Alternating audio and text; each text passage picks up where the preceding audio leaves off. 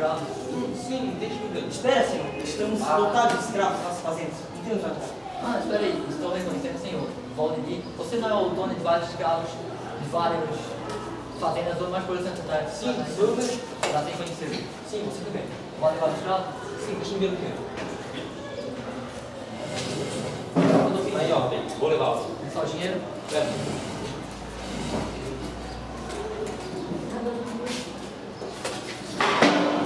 Vamos lá, tudo ok. Assistente. Vem aqui, por favor. Espera, vem aqui. Pode levar.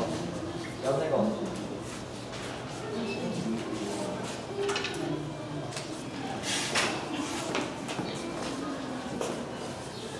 Assistente, tem um escravo.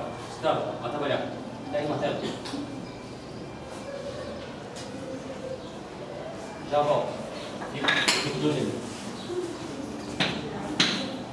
8 horas depois. Escravo, não parece muito bem. Precisa de alguma coisa? Estou com muita fome, não consigo trabalhar.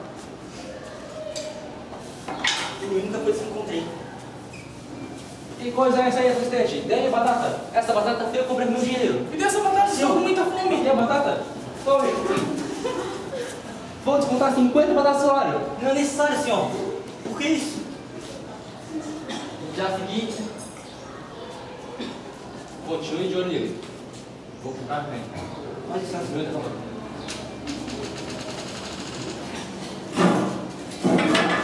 E agora convido desse desgraçado.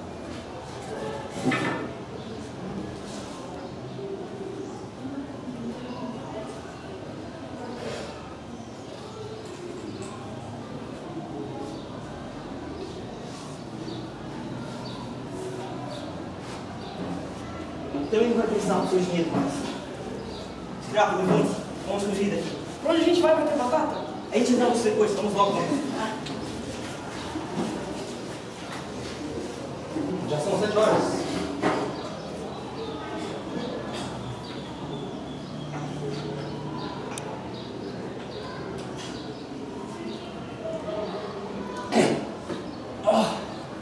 Assistente, me ajude.